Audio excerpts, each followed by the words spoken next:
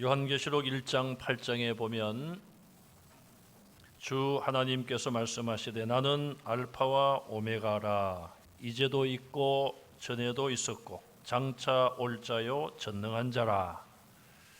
하나님에 대하여 그렇게 말씀을 합니다. 알파와 오메가라 그랬죠. 이 알파와 오메가는 신약 성경이 기록된 헬라어 혹은 그리그라고도 말하는데 그 헬라어의 알파벳 중에 첫 글자와 마지막 글자입니다. 첫 글자는 알파, 마지막 글자는 오메가 그래요.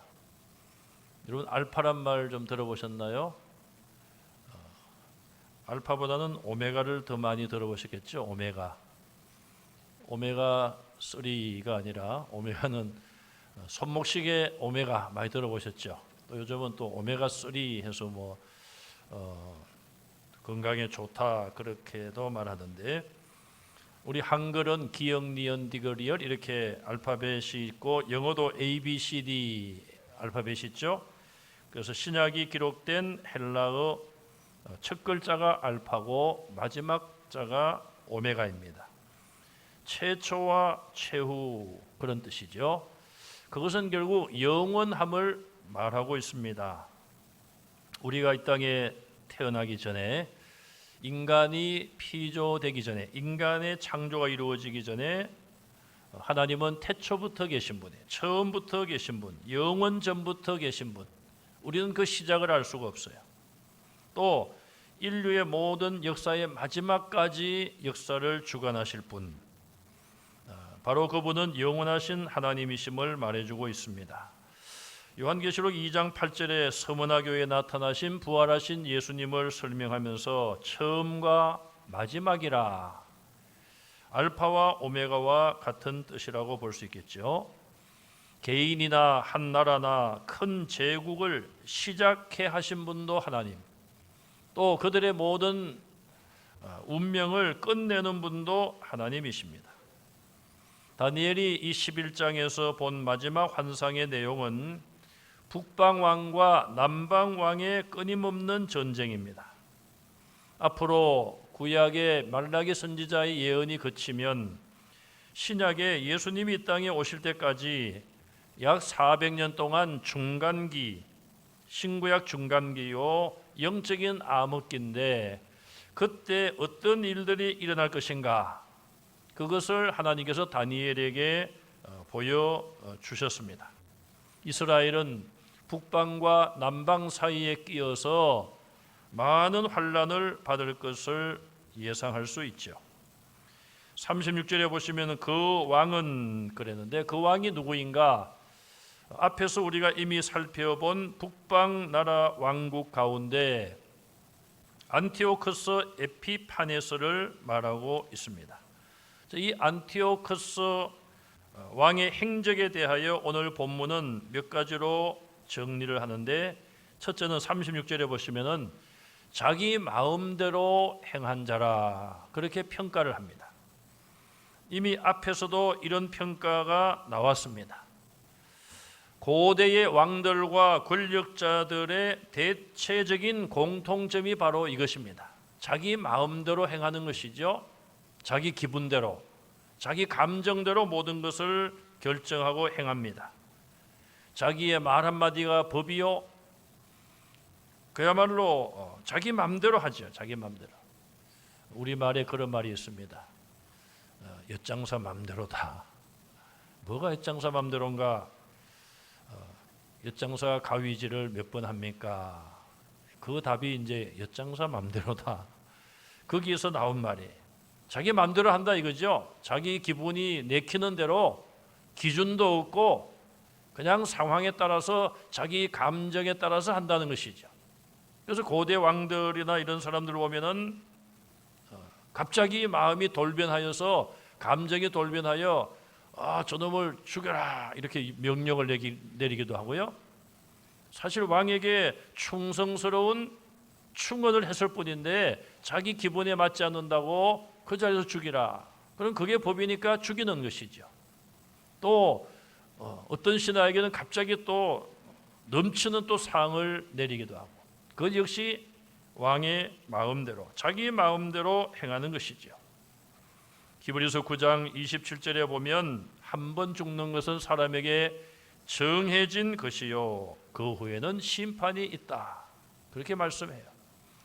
왕이 권력의 자리에서 자기 마음대로 행해보지만 그 왕도 언젠가는 죽을 수밖에 없습니다. 오늘 이 11장에 다니엘이 본 그 환상, 앞으로 그 왕이 권력을 잡고 자기 마음대로 모든 것을 행해보지만 결국 그에게도 종말은 다가오고 있다. 결국 그도 죽게 될 것이다. 한때 세계를 호령했던 그 왕의 죽음이 오늘 본문에 나와 있음을 볼 수 있습니다. 자유민주주의 사회에서는 자기의 행동은 자기가 자유롭게 할 수 있습니다.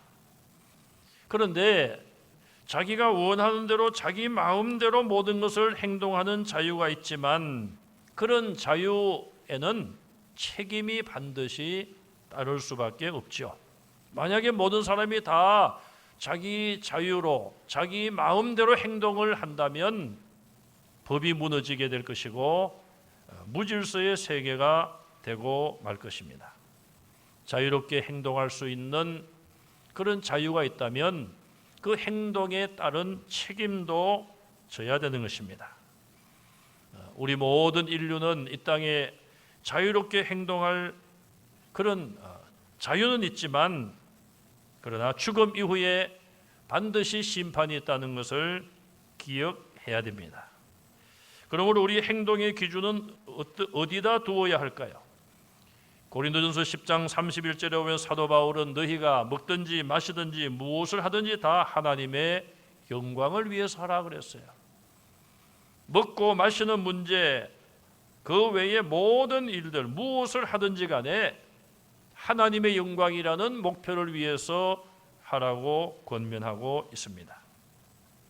왕이든 평민이든 권력자든 권력이 없든 내 마음대로 행동하는 것이 아니라 하나님의 영광을 위해서 행동해야 되며 한 걸음 더 나아간다면 내 이웃의 유익을 위해서 행동할 것을 권면하고 있습니다. 우리는 사람인지라 다른 사람보다는 나를 먼저 챙기기가 쉽습니다. 그러나 예수님의 사랑은 그것이 아니고 예수님의 가르침은 내 이웃을 내 몸과 같이 사랑해야 되며 또 내 이웃을 위하여 살아갈 것을 말씀하고 있습니다. 그러나 고대의 왕들은 자기 마음대로 행동했습니다. 대부분이. 두 번째로 이 왕은 스스로 자기를 높이는 교만함을 보인다, 그렇게 예고하고 있습니다. 심지어는 자기가 모든 신보다도 큰 존재이다, 그렇게 신들과 자기를 비교하며 자기가 더 위에 더 높은 사람이다, 그렇게 주장을 하고 사람들에게 군림할 것을 예고하고 있습니다. 사람들은 왜 신을 필요로 하고 왜 신을 섬길까요? 인간의 한계가 있죠. 사람의 힘으로 할 수 없는 그런 한계에 부딪힐 때에 전능하신 어떤 존재를 필요로 하는 것입니다. 우리는 감사하게도 여호와 하나님의 부르심을 받고 참 신이신 여호와 하나님을 믿고 있습니다. 그러나 많은 사람들, 하나님을 믿지 않고 다른 신과 우상을 섬기는 많은 사람들, 그들도 역시 인간의 한계를 느끼기 때문에 전능한 신의 존재가 필요하고 그런 신을 자기들 나름대로 만들어서 섬기고 의지하고 있다, 그렇게 말할 수가 있죠. 자, 이 안티오쿠스 왕은 자기가 모든 신들보다 크다 그러면서 비상한 말로 신들의 신을 대적한다, 그렇게 본문에 말씀을 하고 있습니다. 여기 신들의 신은 이스라엘이 섬기는 참신 여호와 하나님을 의미할 수 있습니다. 하나님은 만군의 여호와 하나님이십니다. 물론 다른 신들과 하나님을 비교해서도 안 됩니다마는 구태여 우리가 비교해 본다면 여호와 하나님만이 참신이신 것이고 유일하신 신입니다. 신은 여럿이 존재하는 것이 아닙니다. 그럼 다른 신들은 뭐냐? 사람들에 의해서 만들어진 신에 불과하다는 것이죠.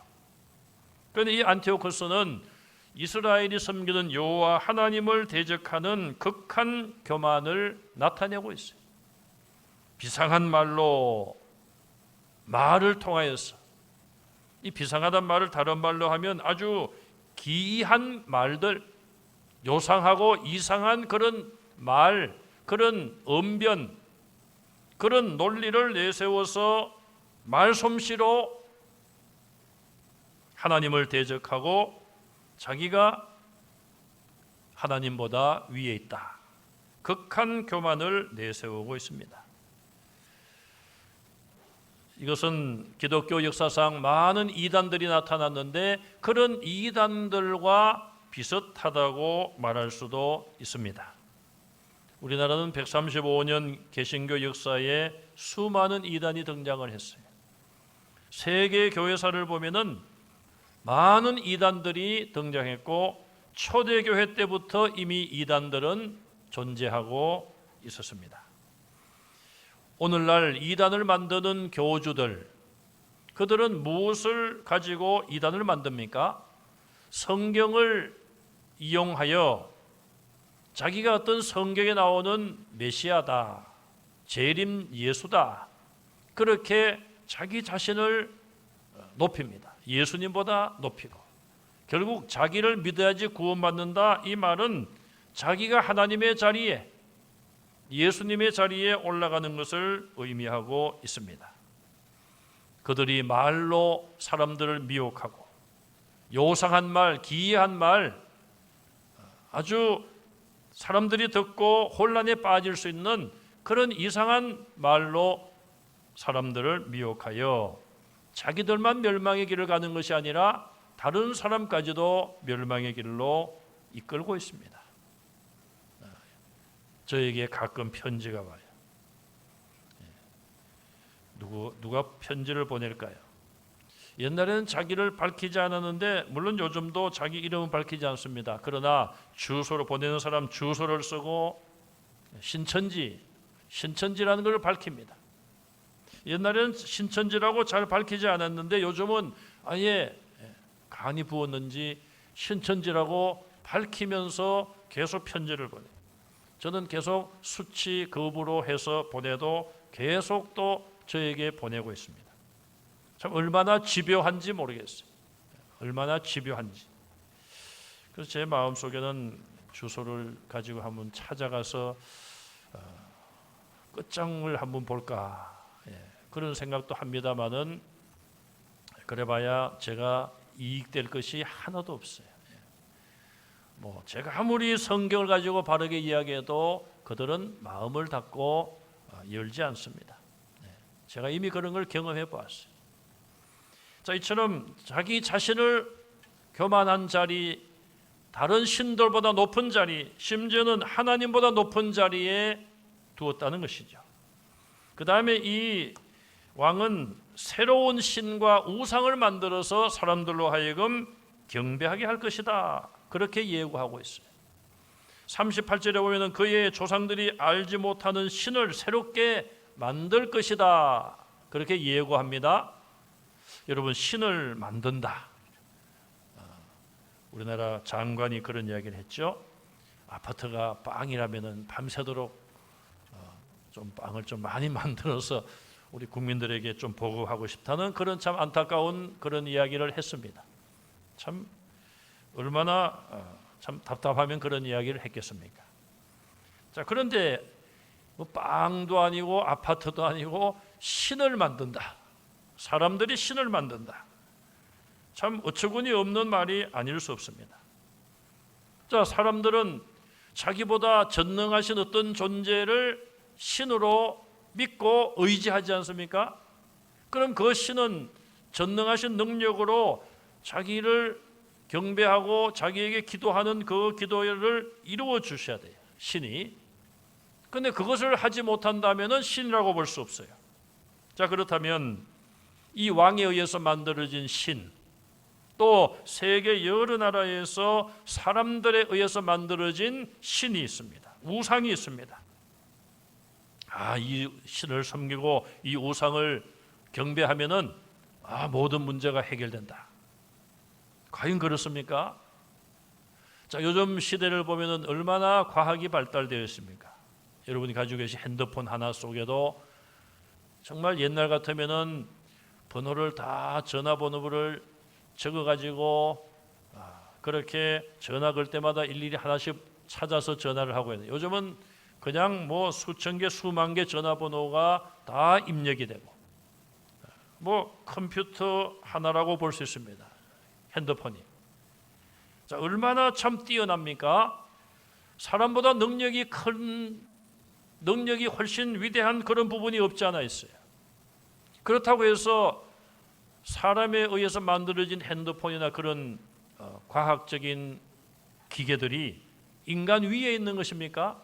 아니죠.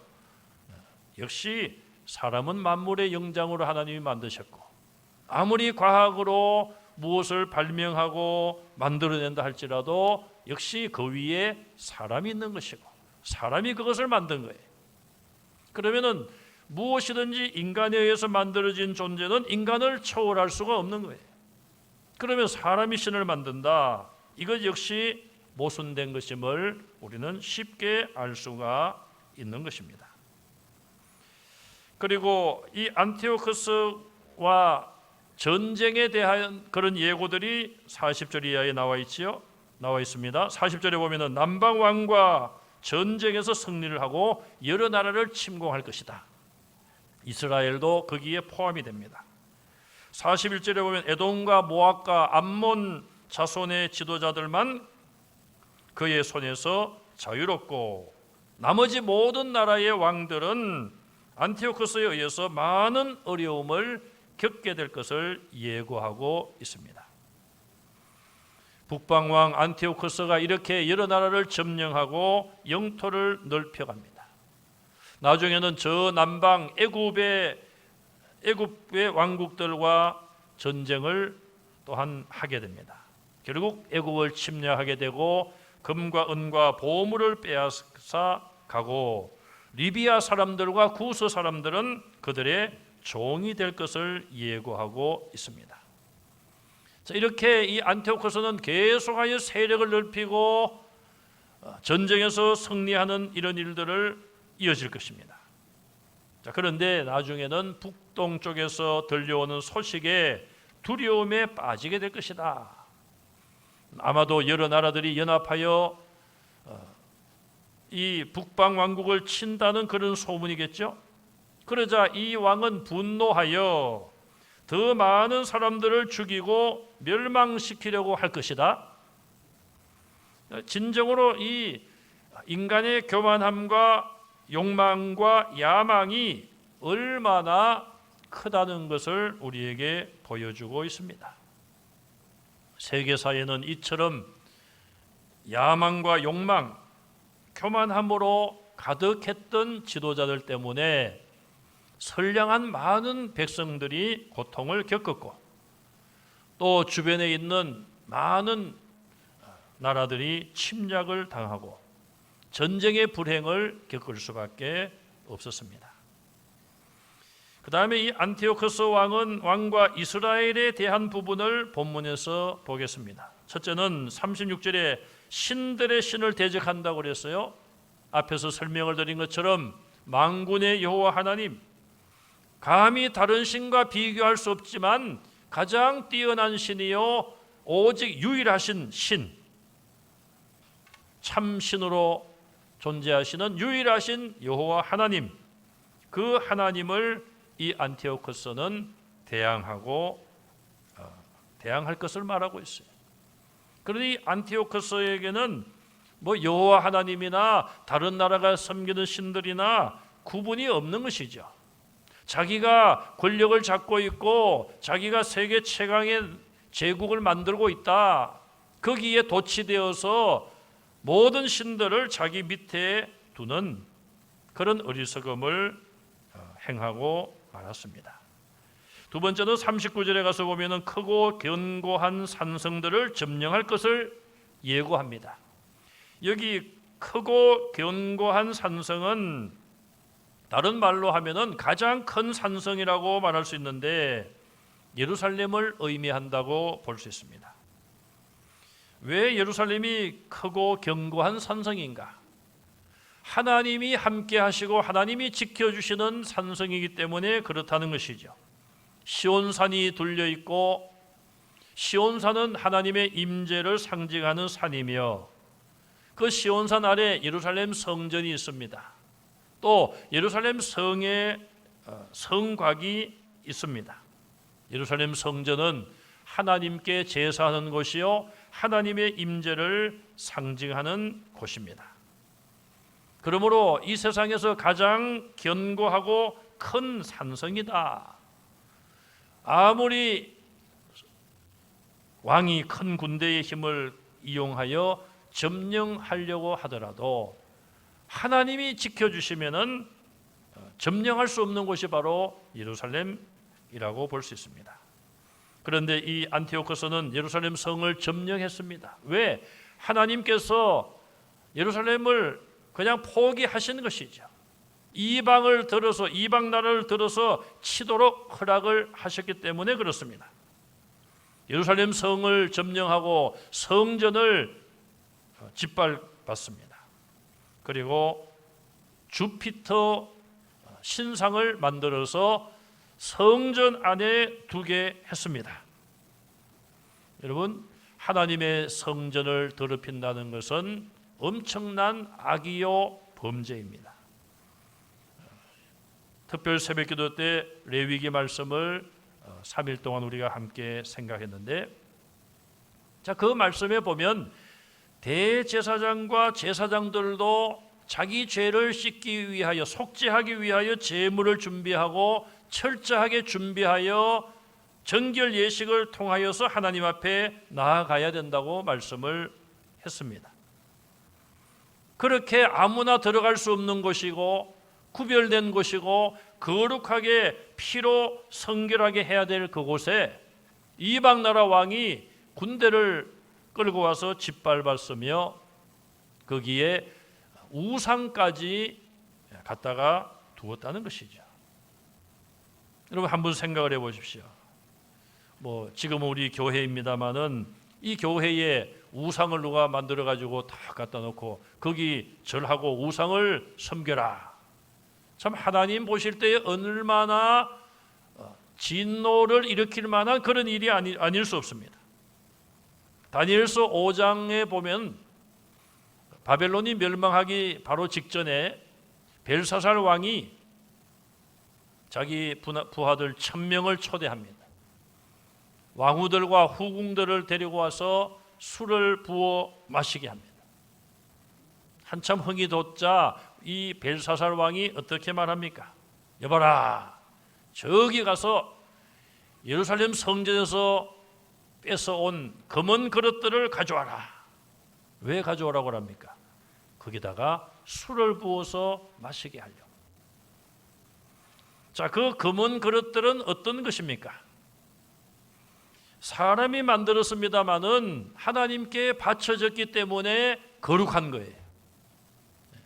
제가 새벽에 말씀을 드렸죠. 하나님 앞에 제물로 바쳐질 그런 준비된 짐승은 정결하다고 그랬어요. 온전하고 정결한 깨끗한 제물을 준비하라고 그랬어요. 그러나 하나님께 바쳐지기 전까지는 거룩한 것이 아니라 그냥 정결한 거예요. 온전한 것이죠. 하나님께 바쳐져야지 그것이 거룩해지는 거예요.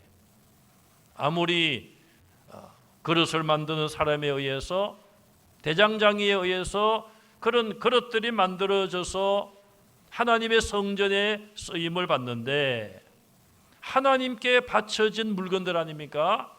그렇기 때문에 그 모든 기물들은 거룩한 것들이에요. 그런데 그것을 이방 나라가 와서 빼앗아갔습니다. 자기들의 창고에 두었다가 이방 나라 왕이 술을 마시고 흥이 돋우어지자 그 그릇을 가져오라 하고 왕후들과 후궁들과 1000명의 신하들이 그 그릇에 술을 부어서 마셨습니다. 그러자 갑자기 사람의 손가락 모양이 벽에 나타났습니다. 그리고 뭔가는 글을 썼습니다. 아무도 그것을 해독하거나 해석하지 못했어요. 결국 다니엘이 나서서 그것을 해석하지요. 메네메네 데겔 우바르신, 첫째, 하나님의 당신의 나라는 이제 끝났습니다. 왕의 나라는 이제 끝났습니다. 벨사살 왕이 행한 그 일이 그만큼 하나님 보실 때에 악했다는 것이죠. 두 번째, 왕을 저울에 달아보니 부족함이 보였습니다. 다시 말하면 당신은 왕이 될 만한 그릇이 못 됩니다. 왕으로서 자격 미달입니다, 그 말이에요. 그런 사람이 왕이 되니까 그런 일을 행하는 것이죠. 세 번째, 왕의 나라가 나뉘어서 메대와 바사 사람에게 준 바 될 것이다. 이제는 그 나라가 망할 때가 되었다는 것을 다니엘이 해석을 했습니다. 결국 벨사살 왕은 그날 밤에 죽었습니다. 병들어 죽은 것도 아니라 갑자기 그가 행한 악한 행동 때문에 하나님이 그를 데려가신 거예요. 그리고 메대 사람 다리오가 왕이 되지요. 바벨론 제국이 멸망한 것을 뜻하고 있습니다. 그 다음에 41절에 가서 보시면 영화로운 나라에 들어갈 것이요, 이 영화로운 나라는 어디냐? 이스라엘을 의미한다고 볼 수 있습니다. 이스라엘 백성들은 이스라엘 땅에 들어가서, 가나안 땅에 들어가서 하나님의 말씀에 불순종하고 우상을 섬김으로 그 땅을 더럽혔습니다. 그러나 그 땅은 여전히 하나님께서 임재하시는 땅입니다. 그래서 영화로운 땅이라 그렇게 부를 수가 있습니다. 이스라엘 백성들이 애굽에서 종살이 할 때에 그들이 얼마나 고통을 겪었습니까? 고기가 막 옆에서 고기를 삶으며 종노릇하면서 그 고기, 남은 고기로 배를 불렸을지는 모르지만은 갈수록 그들의 삶이 힘들어졌고, 하나님께 울부짖었자 하나님이 그들의 부르짖음을 들으시고 모세를 세우고, 모세를 통하여 이스라엘을 젖과 꿀이 흐르는 가나안 땅으로 인도해 가셨습니다. 젖과 꿀이 흐르는 가나안 땅은 하나님께서 아브라함에게 그의 후손에게 주리라고 약속하신 땅이었습니다. 그 가나안 땅은 영적으로 볼 때에 오늘 우리에게는 저 천국에 비유할 수가 있습니다. 죄악된 세상을 떠나 광야의 40년을 지나 요단강을 건너면은 가나안 땅에 들어갈 수 있어요. 그래서 우리가 장례 찬송 중에 요단강가에 섰는데 내 친구 건너가네, 그런 찬송이 있죠. 요단강 건너가는 것을 영적으로 우리가 해석을 하는 거예요. 죽음의 강을 건너 천국의 영원한 자리에 나아간다는 그런 찬송입니다. 그래서 인간의 육체의 죽음이 모든 것이 끝나는 것이 아니라 죽음은 이제 새로운 세계를 향하여 문을 열고 들어가는 문과 같은 것에 비유를 하고 있습니다. 그런 가나안 땅, 영화로운 땅이 이방 나라 안티오코스 왕에 의해서 짓밟힘을 당하고 더럽혀졌습니다. 이것이 안티오코스가 이스라엘과 관계된 그런 내용들이에요. 자, 그러면 이 왕의 최후는 어떻게 될까요? 이 왕은 21절에 올라가서 보면 속임수로 나라를 얻게 될 것이다. 또 다른 나라들과 조약을 맺고 협약을 하지만은 다 거짓말로 하고 지키지도 않고, 그런 인간의 모든 수단 방법을 동원하여 세력을 키운 왕입니다. 한동안은 승승장구했습니다. 전쟁할 때마다 승리했습니다. 결국은 그가 다른 신들보다 자기가 더 크다고 이야기하며 여호와 하나님을 대항하는 극도의 교만의 자리까지 올라갔습니다. 우리가 잘 아는 것처럼 교만은 멸망의 선봉이요, 패망의 선봉이요, 거만한 마음은 넘어짐의 앞잡이니라. 인간이 교만해지면, 거만한 마음을 가지게 되면 결국 하나님께서 낮추실 수밖에 없는 것이고, 하나님께서 낮추신다는 것은 두 가지입니다. 하나는 그 사람의 완전한 멸망을 말하는 거예요. 또 하나는 실패를 통하여서 깨닫게 하시는 거예요. 그럼 자기의 교만을 깨닫고 회개하여 구원 얻을 수가 있죠. 하나님의 경고의 말씀은 그대로 이루어지고 맙니다. 끝까지 교만하고 거만하면 다시 일어날 수 있는 기회도 가질 수가 없습니다. 자, 44절까지 그 왕은 계속 승리를 합니다. 45절 앞부분도 그가 장막 궁전을 바다와 영화롭고 거룩한 산 사이에 세울 것이다. 여러분들은 산을 보시는 것이 좋습니까? 바다를 보는 것이 좋습니까? 여러분들은 짬뽕을 좋아하십니까? 짜장면을 좋아하십니까? 아이고, 목사님 예배 오느라고 오늘 밥도 안 먹고 왔는데 왜 또 짜장면 이야기를 해가지고 입에 침이 고이게 하십니까? 그래서 짬짜면이 나왔잖아요. 짬짜면. 예, 짬뽕도 먹고 짜장면도 먹고. 자, 이 왕이 지금 산도 보고 바다도 보고 아주 명당에다가 왕궁을 탁 지어놓은 거예요. 이쪽으로 보면 산이 보이고 반대쪽으로 보면 바다가 보이고, 자기가 이제 젊어서 열심히 전쟁을 하고 나라를 넓히고 세력을 크게 키웠습니다. 이제 나도 좀 편하게 좀 쉬면서 살자. 왕궁을 아주 어리어리하게 지었을 거예요. 그런데 45절 하반절에 11장 마지막은 뭐라고 이야기를 합니까?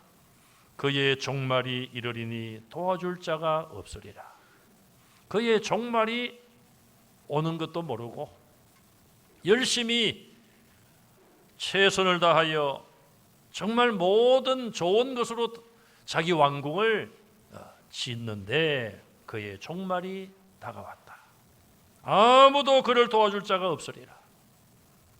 한때는 그가 세계를 호령하고 주변의 여러 나라들 왕들이 그에게 무릎을 꿇고 조공을 바치고 그런 왕이 이제 하나님께서 그를 데려가실 때가 되니, 그의 종말이 가까워지니 아무도 도와줄 사람이 없다.